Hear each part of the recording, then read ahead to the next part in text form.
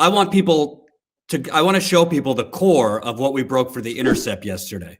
And I ask the audience, I plead with you, share this story with every single person you know, even people you don't know. It's the only way we're going to get it out, because Melissa could tell you the Michigan media ain't going to want to report the truth. That's a whole nother story, why the Michigan media and the national media seem to ignore when bombshell after bombshell from us, Jordan and Jen, Status Coup, first with Vice, now at The Intercept, they seem to ignore explosive journalism. I want to show Melissa, I assume this is the first time you've seen it. Yesterday you saw it when it broke. I want to read to the audience, not the whole story, but just the core part, because to me, I truly don't know what these investigators or Attorney General Michigan Dana Nessel, I don't know what they were looking at, because I know that they have this. I know for a fact that they have the evidence that Jen and I just broke yesterday. So let me show the audience. I'm just going to read this part. By October 2014, 6 months after Flint's water switch, Flint residents had been publicly complaining for months about odorous, discolored water coming from their taps. Residents, including children, were showing city officials rashes spreading across their bodies. In August and September, Flint had issued a boil water advisory. As a result, Snyder requested a briefing on Flint's water problems. On October 1st, he got that briefing, which listed a waterborne disease outbreak as a trigger that could cause a boil water alert, was delivered to the governor. Hey, Melissa, can I ask you a question? Sure. What is the Legionella outbreak? Where does that start?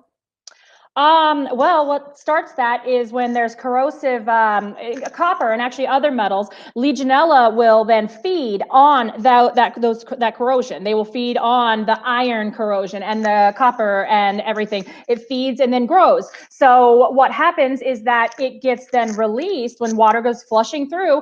It gets released into steam. So you get it by boiling water, by showering, by inhaling the steam, cooking.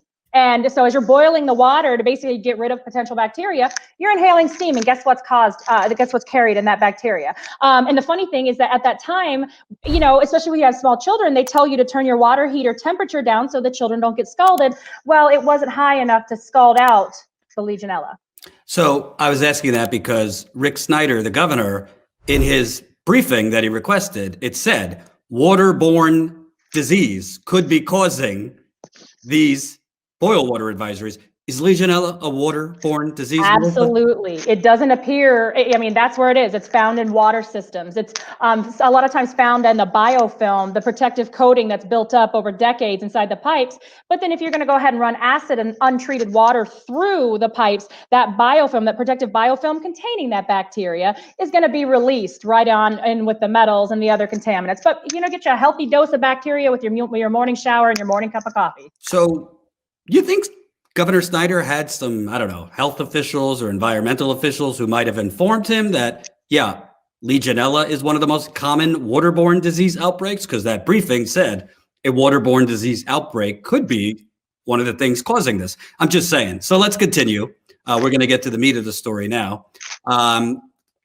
So he gets the briefing on October 1st. By October 13th, this is not 2020, 2014. We're talking almost 7 years ago. By October 13th, State Health Department epidemiologist Shannon Johnson writes an email to other health officials after she did a study on Legionella in other counties compared to Flint. She says her hypothesis is the source of the outbreak may be Flint's municipal water, i.e. the Flint River, which was just switched 6 months before. So that is the top health official. She is the subject matter expert in the health department on Legionella, saying that is the Legionella outbreak might be caused by the Flint River water. So follow with me. I know this is almost 7 years ago, but these dates are extremely important, and you're going to see why. So that's October 13th. October 14th, Valerie Brader, Governor Snyder's environmental advisor and legal counsel, she wrote an urgent email to the governor's chief of staff and other top officials. She pleads with them. She called it urgent.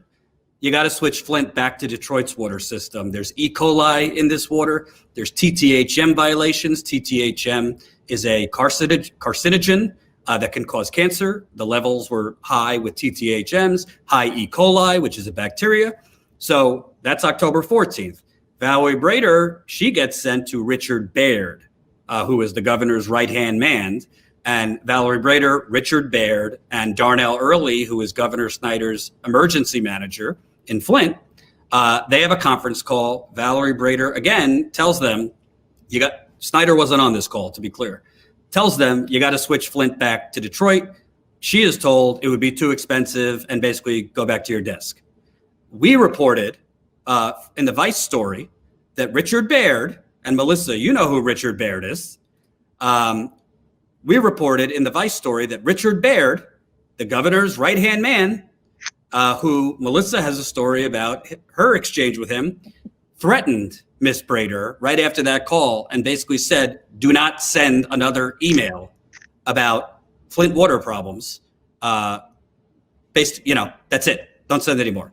That's October 14th. That email is sent. And I believe that the conference call happened the next day.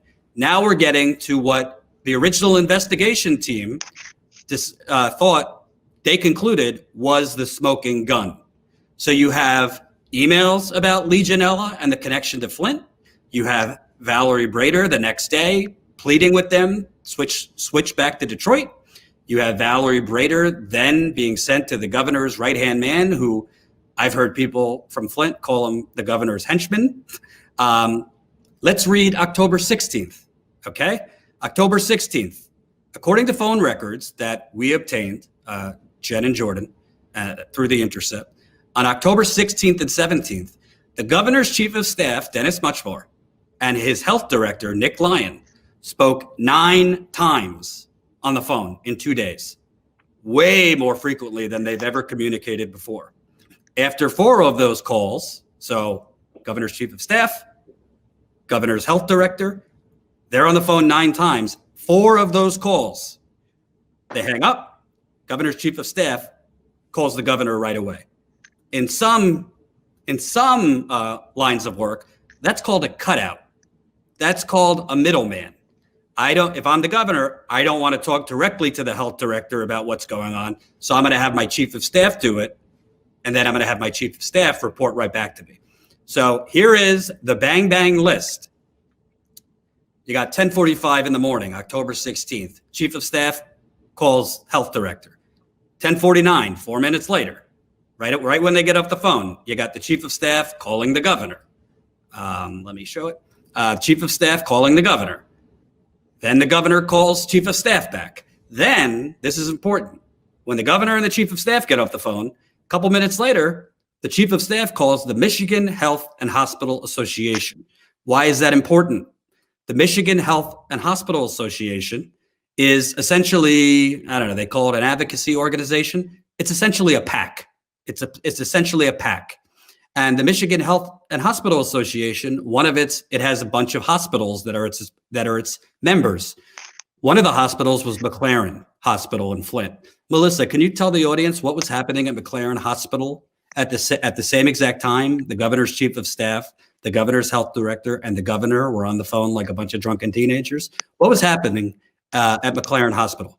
So, of course, the public isn't being told anything. So there's that. But then what we found out from nurses and people who worked inside a McLaren hospital, they were told, we were actually told that we had a nurse come to our one of our meetings, and she told us straight out that they were told not to put Legionnaires anywhere into the chart, that they were supposed to write it down as the diagnosis is for bacterial pneumonia or a bacterial respiratory infection, but do not list it as Legionnaires. Also, do not allow the patients to actually bathe in the Flint water. They gave them bottled water and sponge baths. So they knew that it was obviously the water was messed up. And during this time, we're seeing in some of the emails and some of the depositions, we're hearing that, McLaren had put an additional filtration system trying to see if it was inside their system, but they weren't getting help. They weren't getting much help at that time. And so the medical professionals were scrambling as people were coming in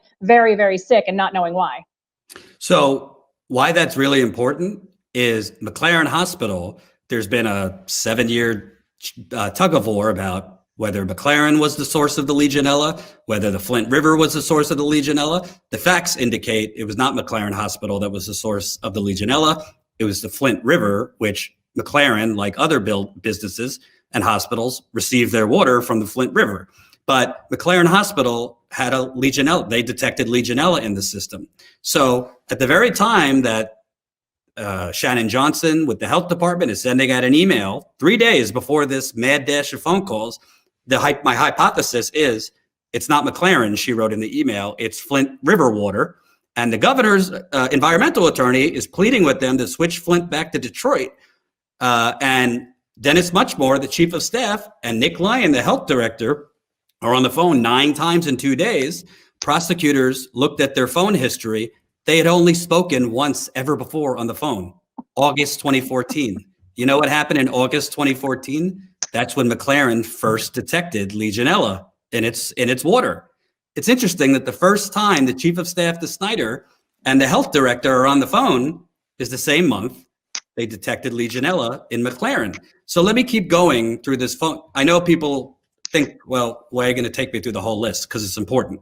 So if you look at the phone logs here, the chief of staff, Dennis Muchmore, right when he gets off the phone, well, not right, a couple minutes after he gets off the phone with Governor Snyder, he calls the Michigan Health and Hospital Association. I just told you, the Michigan Health and Hospital Association, one of its member hospitals is McLaren Flint.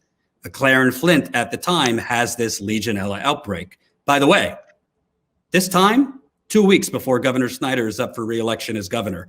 Probably not good if a waterborne bacteria disease gets out while you're trying to get reelected as governor. Another thing about Michigan Health and Hospital Association is that it has a health PAC, think like a super PAC. Its health PAC, the board of its PAC, was chaired by a McLaren executive.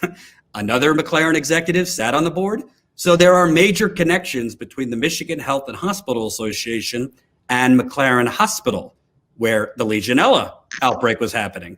So Muchmore calls Michigan Health and Hospital Association, gets off the phone with them, immediately calls back the health department director, Nick Lyon. Again, right after that, he calls Nick Lyon. A couple minutes after, Nick Lyon calls Dennis Muchmore. A couple minutes after, chief of staff calls Governor Snyder. A little later within the hour, chief of staff calls Maura Corrigan. She is the outgoing health director. Nick Lyon was the incoming health director. Maura Corrigan was leaving her position. Then the Michigan Health and Hospital Association calls back chief of staff Dennis Muchmore. In a subpoena, a petition to subpoena that we obtained, Todd Flood, the special prosecutor, writes, they were presumably the chief of staff to Governor Snyder was talking to the Michigan Health and Hospital Association about the Legionella outbreak. Then at 12:32 in the afternoon, this is also critical, Genesee County Health Department, Stephanie Connolly emails colleagues about a Legionnaire's patient that Genesee County Health Department was notified about from McLaren Hospital. So this is a patient at McLaren Hospital who the Genesee County Health Department's being made aware of. Quote, this is her email. There was no connection with any previous admits to McLaren. The patient has no travel history, no recent dental work, no visits to the hospital per the client's nurse. Melissa, why would that be important that they are saying this patient, this is right in the middle of those phone calls, that this patient who was in McLaren had no previous history at McLaren and hasn't been to a hospital? Why would that be important? Well, because if McLaren's the sole source of the, Legionnaire's outbreak, how did somebody who's never set foot in McLaren get Legionnaires? And I mean, the same with Hurley Hospital. There's stories all over of people who, were coming in to get treatment for Legionnaires and hadn't been to McLaren. And, oh my God. And it's interesting how they're just trying to say it's only this one building and it came out of nowhere. And then even after this all came out a couple days ago, the state is still trying to say McLaren had, was a source of the outbreak. false. And I mean, it's proven in what you found. You've got it, documentation that they were already doing a study. They were doing a public health study to try to find out what the source of the outbreak was and where these people were getting it. And these people had not set foot in McLaren, meaning McLaren's not where they got it. And there's, I mean, it's funny because people have gone through and done these surveys and they ask you, do you live in Flint? Have you used Flint water? Have you been to McLaren? And, those were some of the questions. And they were finding out it's a lot of people who had nothing to do with it. Hope you enjoyed that last video. Hop on over to statuscoup.com where you can sign up for our email list and become a member for as low as $5 to $10 a month. Membership is how we grow. That's statuscoup.com/join. And remember, join our email list so we can grow the revolution with you.